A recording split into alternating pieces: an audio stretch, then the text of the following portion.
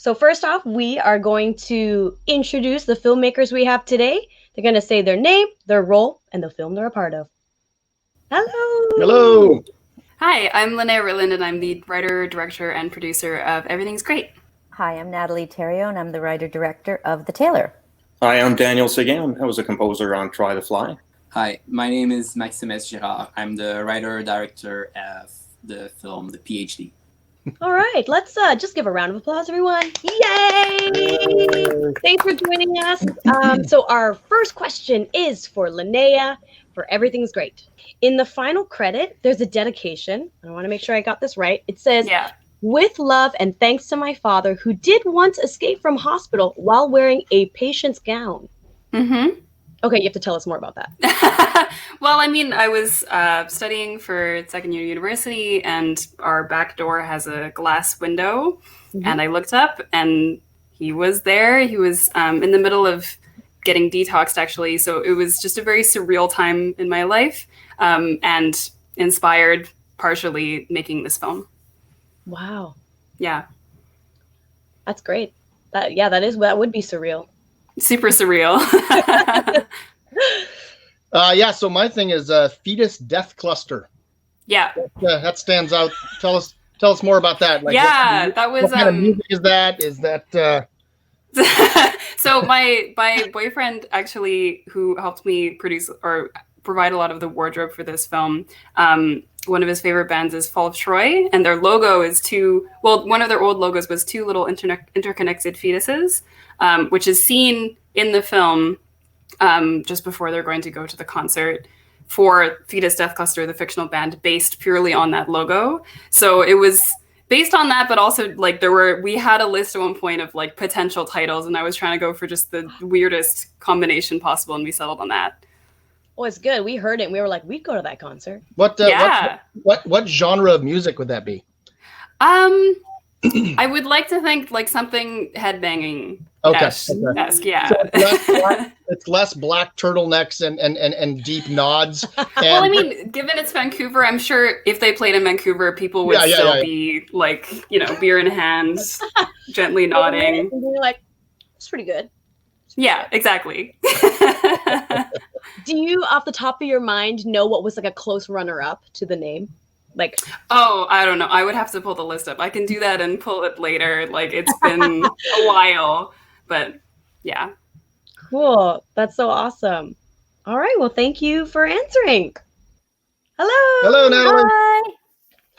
Hi. So my first thing is actually more of a comment than a question, but obviously you can feel free to respond to it if you like. When I was watching it, because of the cinematography and because of the incredible acting, I had this physiological response where it felt like I was holding my breath the entire time until the very end, and then it was a deep sigh. And it didn't come from an intellectual sort of poetry place. It came from a real physiological place. That's how I felt as I was watching it. So I just wanted to mention that. Okay. Yeah. Awesome. So my question is, the film focuses on a tailor. Did you have a specific relationship with tailoring at all, or was that something you had to research? Yeah, I had to research it. The story came from a story that someone told at a party about having this interaction with an elderly tailor.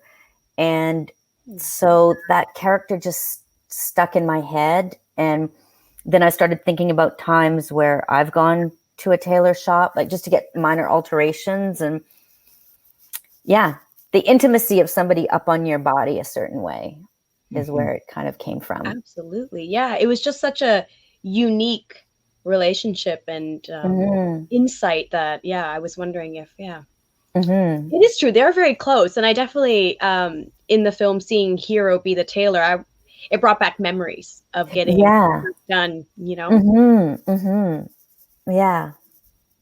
Cool. It's kind of an intimate experience. It is. It is. They know a lot about you. Maybe things you don't want others to know.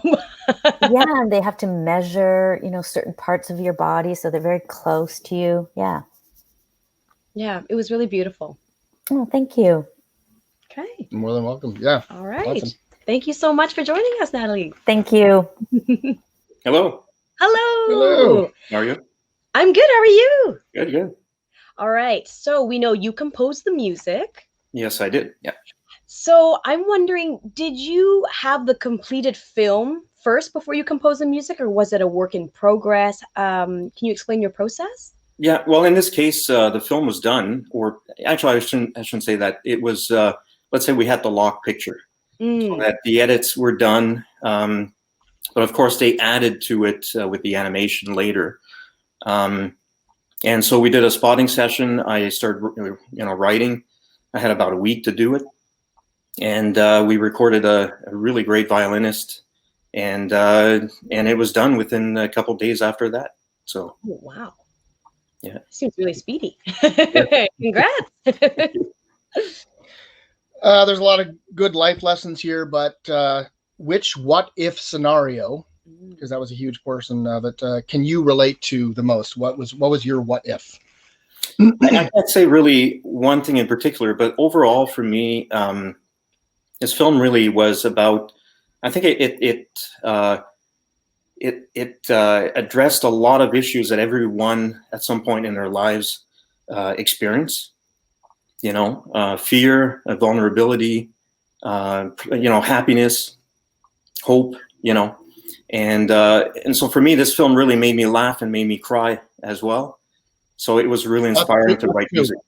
Yeah, us too, Daniel. Yeah, it was absolutely beautiful, and just this notion of these divergent paths, and if you make one choice, it assassinates another choice, and it was absolutely gorgeous.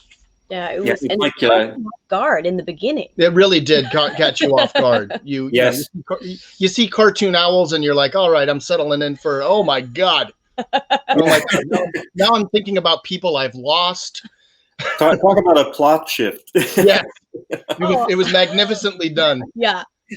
Yeah. I think we just were like, whoa. yeah. No, it was a really inspiring film, and these guys are always doing stuff that it always really touches you and gets you really inspired. So yeah, Absolutely. Great. Well, thank you for joining us, Daniel. Yeah, congrats. Yes. And Maxime, I just want to apologize to you because in the intros, I butchered your name. It was horrible. It was horrible. So my apologies right out of the gate. One little quick comment before I ask my first question. I just wanted to say that the stunt where he falls into the escalator, good stunt. Like, wow.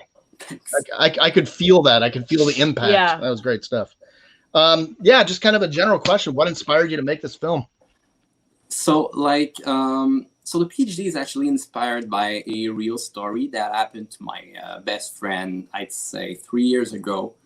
When he was still in a relationship with his ex-boyfriend. It was kind of a bit messy relationship, and he had this at the same time he had like a lot of trouble with his studies. There was a lot of pressure on him, and his boyfriend was trying to help him, but he was not really helping, was just adding more pressure. And at one point, so spoiler alert for people who haven't watched the film, at one point they argued about it so hard that to end the argument, my best friend committed self-harm, and it actually ended the argument. But it was like, and my friend was telling me this, and it was at the same time like so shocking, and at the same time so a bit ridiculous that I was like, there's a story there.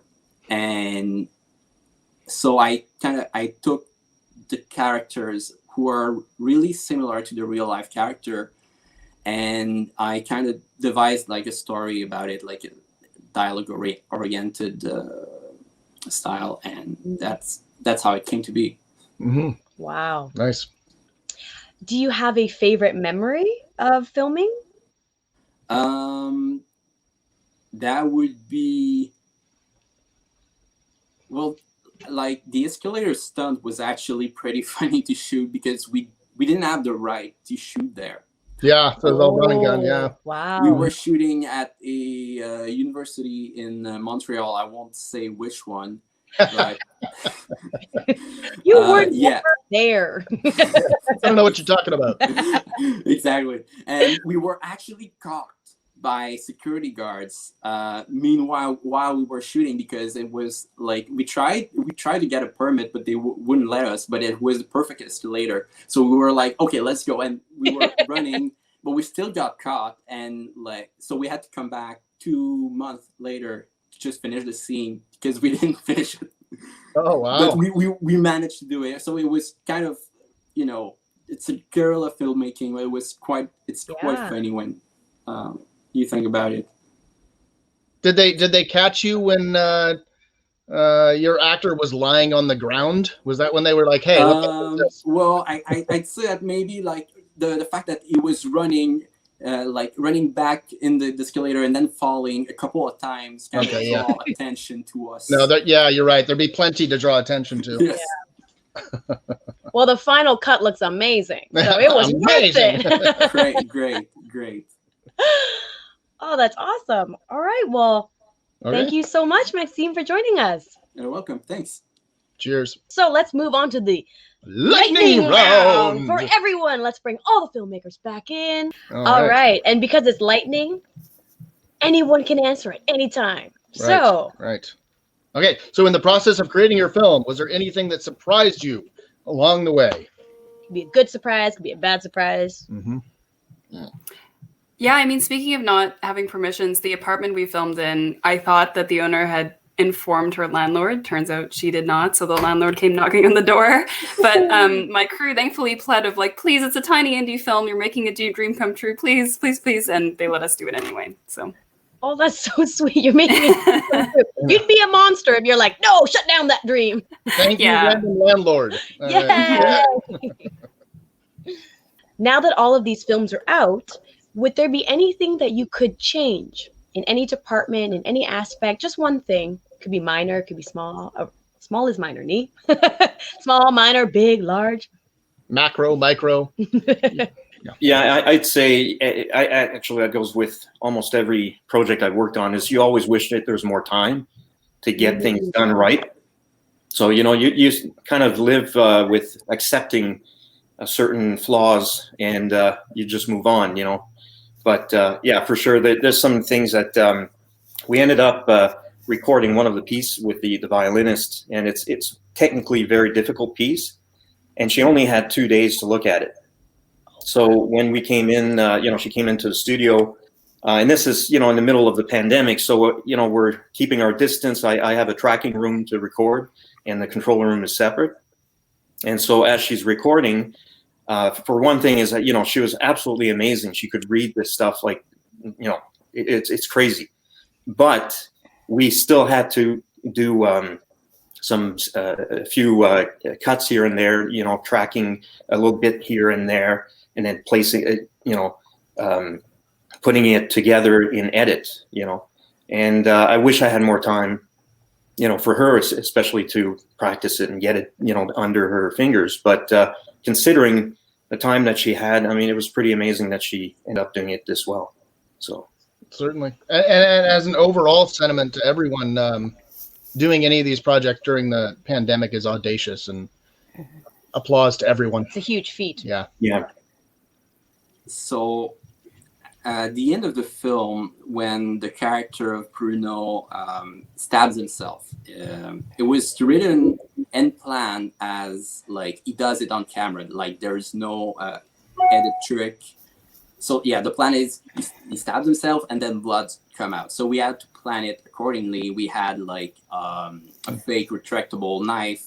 We had like a blood rig, and then like with pipes and syringe, and said there's someone behind the cameras like pushing it. But when the time came to shoot it, we only had like 4 takes because we had 4 sets of costumes to stain with fake blood. For sure, yeah. Yeah. So, and we do 2 takes, and we find out that the blood rig doesn't work at all. Like, either the blood is not coming out, or it's coming out way, way, way too late and not in enough, big enough quantity. And we were like a bit panicking. It's like we're 1 hour behind schedule, and it's the last day of shooting. Everyone's exhausted. And at one point, I think it's the director of photography notices in Crafty there's those applesauce pouch, like a plastic pouch, and he was like, hey, what if we empty those and fill it with blood, and then we poke a small hole in it, and so when you punch it, it's just gonna go splash, and like, okay, let's try it. And that's amazing. how it came to be. That's how we were able to shoot this scene. It's with those applesauce pouches. Sometimes simpler is better. Yeah, exactly. It's so crazy when like have we not had those things in the craft of the day, I don't know how we would have shot it. But yeah, so I know. It's just funny.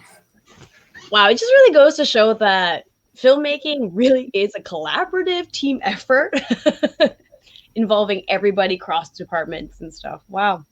Okay. Well, thank you so much for joining us for the Q&A, everyone. Yeah, folks, thank you so much. Thank you. Yeah, Thank and you. thank you for joining us for the Q&A. We hope you enjoyed the films. Cheers. Cheers. See you around. Cheers. Bye.